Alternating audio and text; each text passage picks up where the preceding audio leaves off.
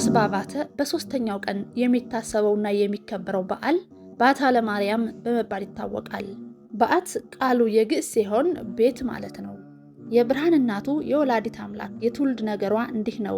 ጴጥርቃና ቴክታ የሚባሉ የከበሩ ደጋግ ሰዎች በኢየሩሳሌም በአንድነት ተጋብተው በሕገ እግዚአብሔር ይኖሩ ነበር። እነዚህ በእግዚአብሔር የሚያምኑ የተወደዱ ጻድቃን ደግ ሰዎች ናቸው። እነሱም በእግዚአብሔርም በሰውም ዘንድ የተመሰከረላቸው ባለጸጎች ነበሩ። ነገር ግን መካን ስለነበሩ የሚወርሳቸው ልጅ አልነበራቸውም። አንድ ቀን ጴጥርቃ ቴክታን እንዲህ አላት፣ እህቴ ሆይ ይህንን ሁሉ የሰበሰብነውን ገንዘባችንን ምን እናደርገዋለን? ልጅ የለን የሚወርሰን። አንቺም መካን ነሽ፣ እኔም ካንቺ በቀር ሌላ ሴት አላውቅም አላት። እሷም ወንድሜ ሆይ አምላከ እስራኤል ለኔ ልጅ ቢነሳኝ አንተም እንደኔ ሆነ ትቀራለህን? ከሌላ ደርሰህ ውለድ እንጂ ብላ ብታሰናብተው በልቦናዬ እንደማላስበው አምላከ እስራኤል ያውቃል አላት። እሷም አምላከ እስራኤል የሚያደርገውን የሚያውቅ የለም።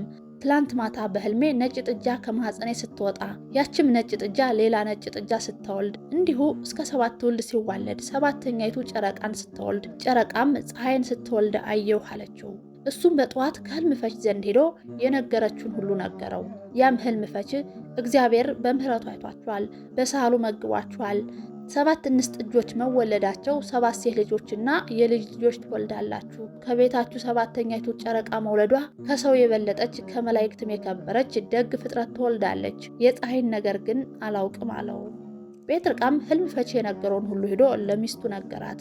እሷም እንጃ አምላክ እስራኤል የሚያደርገውን ያውቃል ብላ ዝም አለች። ከዚያም ጸንሳ ሴት ልጅ ወለደች። ስሟንም ሄመን ብለው አወጡላት። ሄመንም አድጋ ለአካለ መጠን ስትደርስ አጋብተዋት ሴት ልጅ ወለደች። በ8ኛ ቀኗም ዴርዲ ብለው ስም አወጡላት። ዴርዲም አድጋ እንዲሁ ሴት ልጅ ወለደችና ቶና አለቻት። ቶናም እንዲሁ ሴት ልጅ ወልዳ ሲካር አለቻት። ሲካርም እንዲሁ ሴት ልጅ ወልዳ ሴትና አለቻት።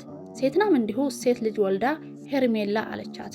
ሄርሜላም እንዲሁ ሴት ልጅ ወልዳ ንጽሕት ቅድስት ክብርት የምትሆን እመቤታችንን የምትወልደውን ሐናን ወለደች።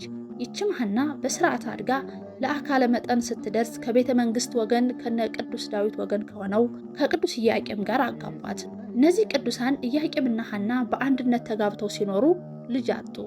እነሱም እጅግ ደግ ሰዎች ነበሩ። አንድ ልጅ እንኳ ስላልነበራቸው እጅግ ያዝኑ ነበር። ወደ ቤተ መቅደስ እየሄዱ እግዚአብሔር ልጅ ይሰጣቸው ዘንድ አጥብቀው ይለምኑት ነበር።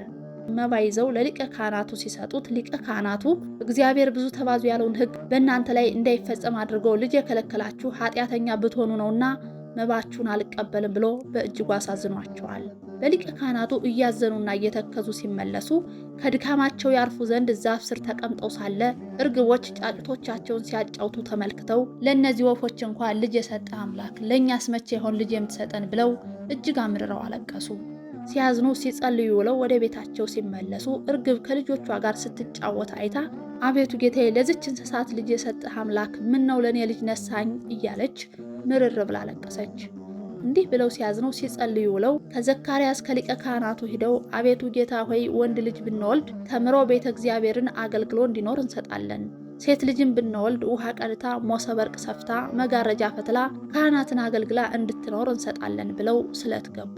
ዘካርያስም እግዚአብሔር ጸሎታችሁን ይስማችሁ፣ ስለታችሁን ይቀበላችሁ፣ የልቦናችሁን ሐሳብ ይፈጽምላችሁ ብሎ አሳረገላቸው። ከዚህ በኋላ ቅድስት ሐናና ቅዱስ ኢያቄም ዕለቱን ራእይ አይተው ነገር አግኝተው አደሩ።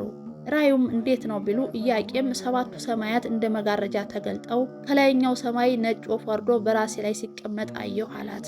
ወፍ የተባለው ጌታችን መድኃኒታችን ኢየሱስ ክርስቶስ ነው። ነጭነቱ ንጻሕ ባህሪው ነው። ከላይኛው ሰማይ ነጭ ወፍ ወርዶ በራሴ ላይ ሲቀመጥ አየሁ ማለቱ የኢያቄምን ወይም የሰውን ባህሪ እንዳደረገው እወቅ ሲል ነው። 7ቱ ሰማያት የተባሉት የጌታችን ልዩ ልዩ ባህሪው፣ ምላቱ፣ ስፋቱ፣ ርቀቱ፣ ልዕልናው ናቸው። ሐናም እኔ ደግሞ አየሁ እንጂ አለችው። ምን አየሽ ቢላት ነጭ እርግብ መጣ በራሴ ላይ ወርዳ በጆሮዬ ገብታ በማኅፀኔ ስትተኛ አየሁ አለችው። እርግብ የተባለችው እመቤታችን ቅድስት ድንግል ማርያም ናት። ነጭነቱ ንጽህናዋ፣ ቅድስናዋ፣ ድንግልናዋ ነው።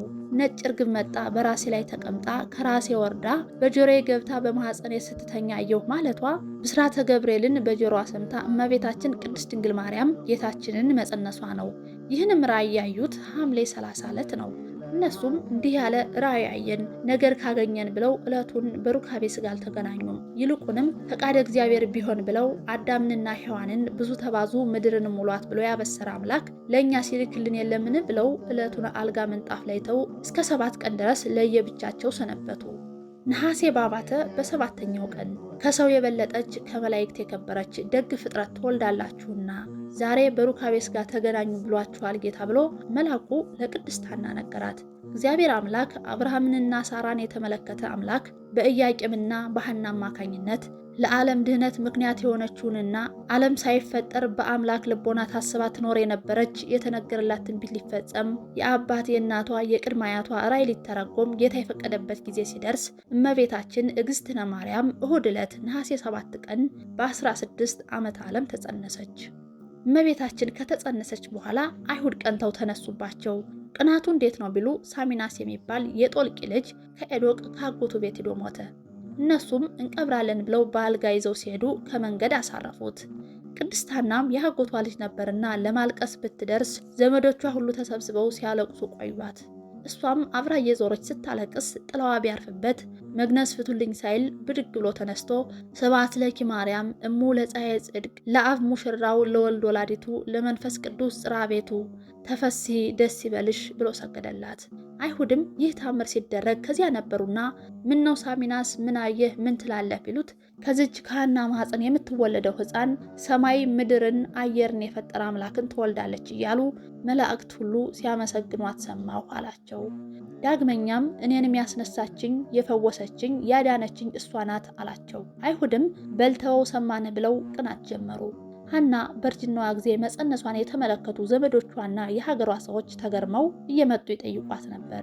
እመቤታችን ቅድስት ድንግል ማርያም በጽንስ እያለች ብዙ ታምራትን አድርጋለች። ከነዚህም መካከል አይነ ስውር የነበረችው የአርሳባን ልጅ ወደ ሐና መጣ። እውነትም ሐና መጸነሷን ለማረጋገጥ ሆዷ እንዳሰሰቻት።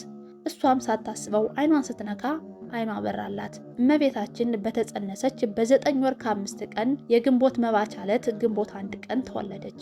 3 ዓመት በሆናት ጊዜ እናትና አባቷ ቅዱስ ኢያቄምና ቅድስት ሐና ስለታቸውን አስበው የአምላክ እናት ብጽዕት አድርገው ለእግዚአብሔር ይሰጧት ዘንድ በዚህች ዕለት ወደ ቤተ መቅደስ ይዘዋት ሄዱ። ቅድስት ድንግል ማርያም እናቷ ትታት ስትሄድ መከተል ጀመረች። ምርር ብላም አለቀሰች። በዚህ ጊዜ መልአኩ ፋኑኤል ወደ እሷ ቀርቦ አንድ ክንፉን አንጥፎ አንድ ክንፉን ጋርዶ መገባት። ከዚያም በክብር አረገ። ሊቀ ካህናቱና ሕዝቡም የምግቧ ነገር ከተያዘልን በቤተ መቅደስ ትኖር ብለው ወደ ቤተ መቅደስ አስገቧት። እመቤታችን ቅድስት ድንግል ማርያም ሰማያዊ ህብስትና መጠጥ እየተመገበች በቤተ መቅደስ ለ12 ዓመታት ኑራለች።